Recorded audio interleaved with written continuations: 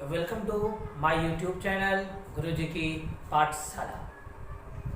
प्यारे बच्चों, इस लॉकडाउन के दौरान अगर सबसे ज़्यादा प्रभावित हुई है तो वो है शिक्षा जगत।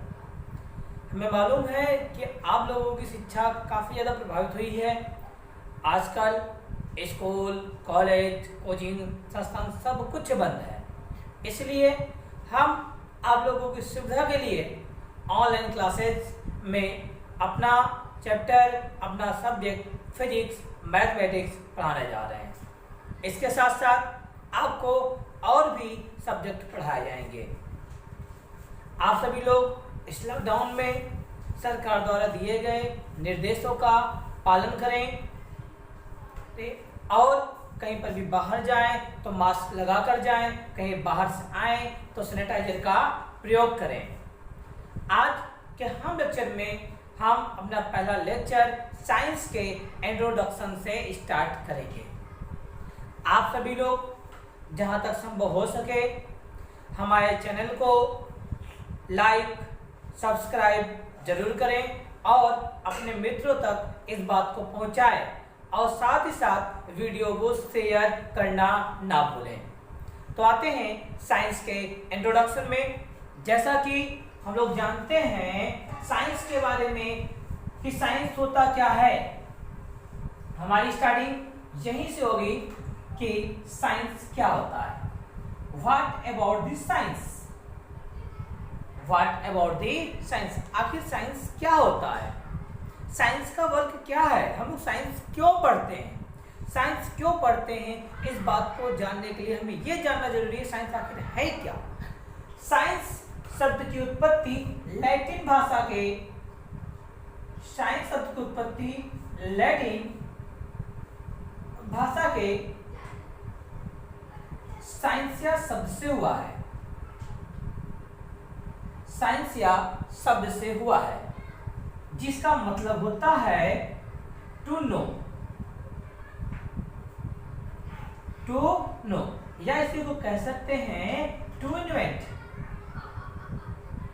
टू इन्वेंट और टू डिस्कवर, डिस्कवर।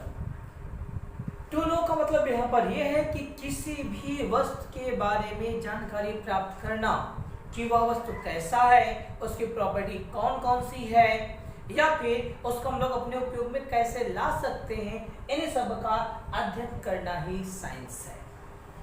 जैसे हम यहाँ पर लिख रहे हैं, मार्कर से लिख रहे हैं, मार्कर की डिजाइनिंग कैसे किया गया, बोर्ड कैसे बनाया गया, इंक ब्लैक ही क्यों दिख रहा है, लाइट कैसे जलती है, फैन कैसे चलता है, आपका मोबाइल आपके पास है और आप काफी दूर स्थित व्यक्ति से आसानी से वार्तालाप कर सकते हैं, यहाँ तक कि उनसे वीडियो कॉलिंग भी बात कर सकते हैं। आखिर ऐसा कैसे संभव है, इन सब की जानकारी ही साइंस है। तो साइंस को हम लोग हिंदी में कहते हैं, साइंस को हिंदी में कहा जाता है विज्ञान। साइंस को लोग हिंदी में कहते हैं विज्ञान।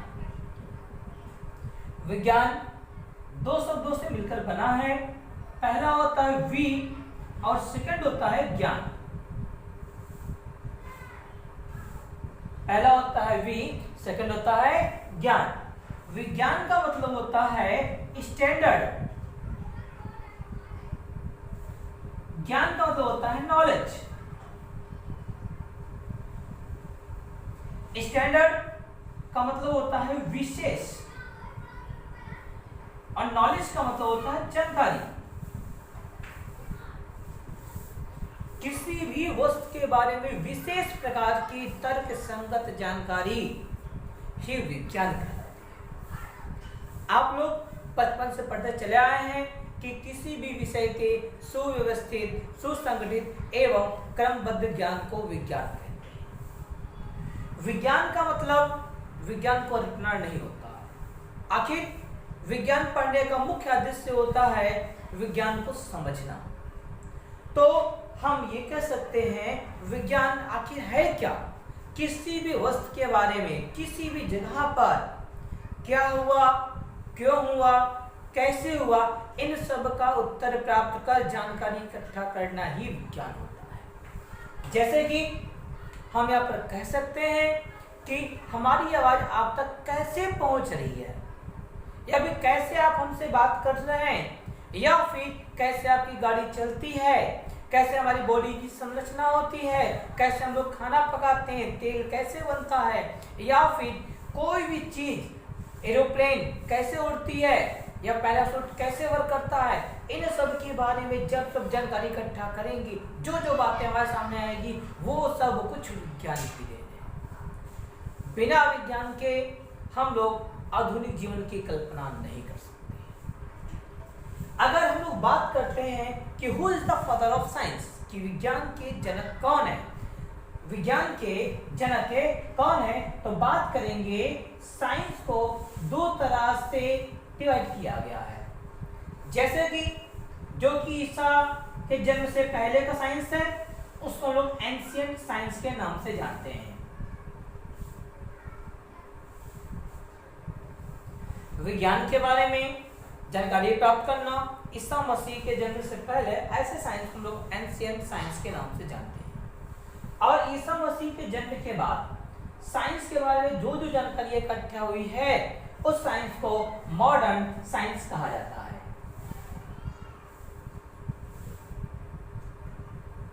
मॉडर्न साइंस कहा जाता है।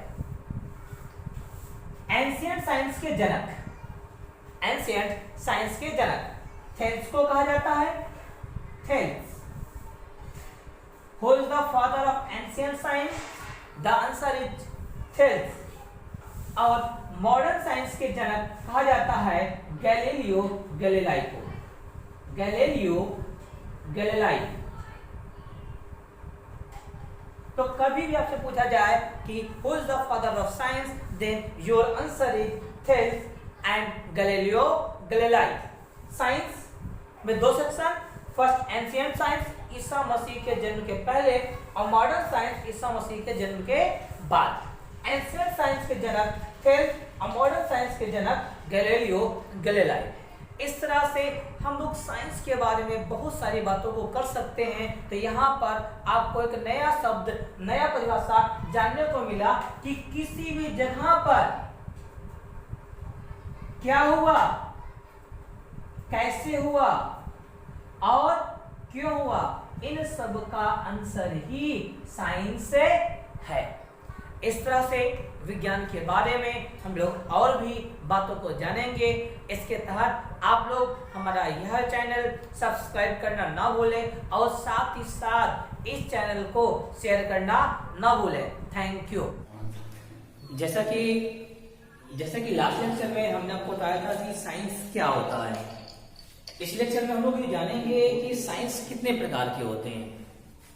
साइंस के प्रकार को जो भी बताया जाता है, ये बताया जाता है अध्ययन में सुविधा के अनुसार, ताकि हमको पढ़ने में, जानकारी करने में आसानी हो। हमारा साइंस दो तरह से होता है, पहला नेचुरल साइंस और second social science. Natural science क्या होता है? नेचुरल साइंस वह होता है कि हमारे आसपास जितने भी नेचुरल वस्तुएं हैं उनके बारे में जानकारी इकट्ठा करना, वो नेचुरल साइंस के अंतर्गत होता है। और हमारे समाज को कैसे व्यवस्थित किया जाए, इसके बारे में जानकारी इकट्ठा करना, यह सोशल साइंस के अंतर्गत आता है।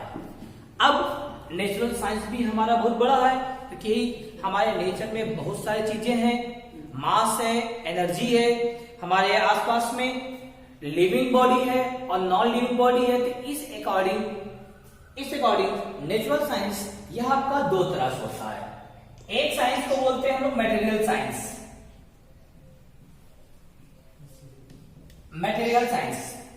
और एक साइंस को बोलते हैं हम लोग बायोलॉजी।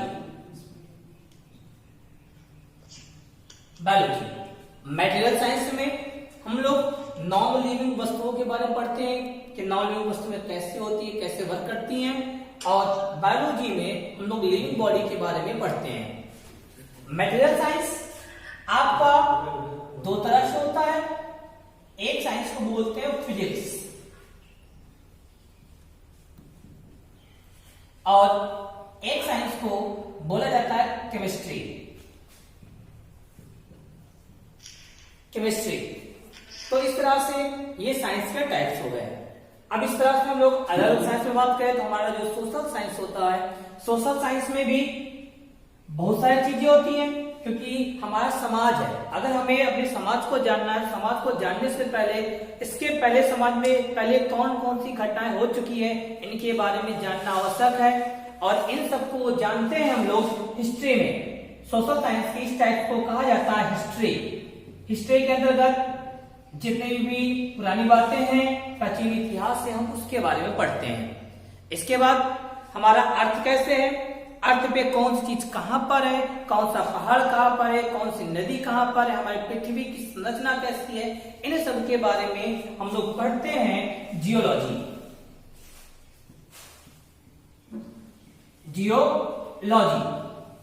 अब बात करते हैं कि अगर हमारा समाज बन गया, समाज को कैसे कंट्रोल में रखा जाए, यहाँ के नागरिकों को आपस में कैसे मेल जोल बढ़ाकर रखा जाए, इन सब को पढ़ने के लिए हम लोग पढ़ते हैं सिविक्स, नागरिक शास्त्र। अब समाज बन गया, समाज को चलाने के लिए सबसे महत्वपूर्ण वस्तु होती है रोटी, कपड़ा और मकान। रोटी, कपड़ा और मकान को बनाने के लिए सबसे अहम मुद्दा होता है पैसा, मतलब अर्थ। और अर्थ को कैसे कंट्रोल किया जाए, कैसे इसको बनाया जाए और कैसे इससे व्यापार को बढ़ावा दिया जाए, इन सब को हम लोग पढ़ते हैं इकोनॉमिक्स में। इकोनॉमिक्स। इस तरह से यह साइंस के पार्ट हो गए। अब बात करते हैं फिजिक्स, केमिस्ट्री और बायोलॉजी में।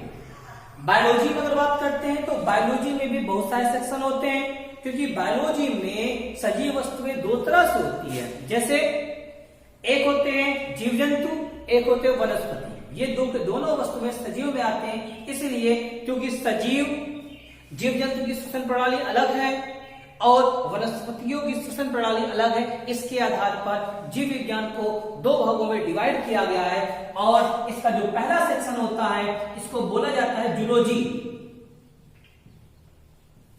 और सेकंड सेक्शन होता है इसको बोला जाता है बॉटनी। अब इन सभी इसी कड़ी में हम लोग ये जानते हैं कि ये साइंस क्या है, साइंस के कितने टाइप्स हैं, और नेचुरल साइंस और सोशल साइंस ये दो तरह से होते हैं। नेचुरल साइंस में हम लोग नेचर को पढ़ते हैं और सोशल साइंस में हम अपने समाज के बारे में पढ़ते हैं। नेचुरल साइंस में दो तरह से है, एक होती है नॉन लिविंग बॉडी, एक होती है living body. Non living body को हम लोग मटेरियल साइंस में पढ़ते हैं, क्योंकि स्पेशली हम लोग उसमें मटेरियल का अध्ययन करते हैं कि कौन कौन से मटेरियल हमारे आसपास में पाए जाते हैं, उनके क्या क्या यूज होते हैं। और लिविंग बॉडी को हम लोग बायोलॉजी में पढ़ते हैं। मटेरियल साइंस का अगर ध्यान से देखें, मटेरियल साइंस बहुत ज्यादा होता है। जैसे कि हमारा ये मार्कर, अगर हम इस मार्कर के बारे में बात करें तो मार्कर की दो प्रॉपर्टी है। पहला होता है एक्सटेंसिव प्रॉपर्टी, बाह्य गुण। इसका बाह्य गुण क्या है, बाह्य गुण जैसे इसमें इंक डाला गया है, इंक कैसे रिस कर यहाँ पर आता है, और इंक को मैंने ऐसे लिखा, आपको पता है यह द्रव है, और द्रव को यहाँ पर नीचे की गिर जाना चाहिए, लेकिन यह द्रव वहां पर चिपक गया। कैसे ये यहाँ पे चिपक गया, मतलब ये बाह्य गुण है। इन सब का अध्ययन हम लोग करेंगे फिजिक्स में। जैसे आपके पास मोबाइल चल रहा है, मोबाइल कैसे चल रहा है, कैसे हमारी आवाज आप तक पहुंच रही है, हमारी पूरी वीडियो आप तक पहुंच रही है, आप दूर तक की वस्तुओं को देख सकते हैं, ये सब बाह्य गुण है। इन सब का अध्ययन हम लोग करते हैं फिजिक्स में। अब अगली बात करते हैं केमिस्ट्री। केमिस्ट्री में हम लोग पदार्थ के आंतरिक गुणों का अध्ययन करते हैं। जैसे इंक बनता कैसे, इसका रंग ब्लैक ही क्यों है। अगर इंक हमारे नाक के पास आता है, इसका स्मेल अलग हो जाता है, हमारे आंख के पास आता है, हमारे आंखों में जलन से पैदा हो जाती है। ऐसा कौन सा गुण है जिसके कारण ये गुण उत्पन्न होते हैं, इन सब को हम लोग पढ़ते हैं केमिस्ट्री में। अगर एक लाइन में बात करें तो फिजिक्स में हम लोग किसी भी मटेरियल के एक्सटेंसिव प्रॉपर्टी को पढ़ते हैं, और केमिस्ट्री में हम लोग इंट्रिंसिक प्रॉपर्टी को पढ़ते हैं। इस तरह से हमारा साइंस के टाइप हो गए। अगर हम फिजिक्स, केमिस्ट्री, हिस्ट्री या अगर किसी भी सेक्शन में जाएंगे, उसके भी अलग अलग सेक्शन में डिवाइड किया गया है, जिसको टॉपिक वाइज आपको बताया जाएगा। और इस तरह से हमारे साथ आप लोग जुड़े रहिए। धन्यवाद।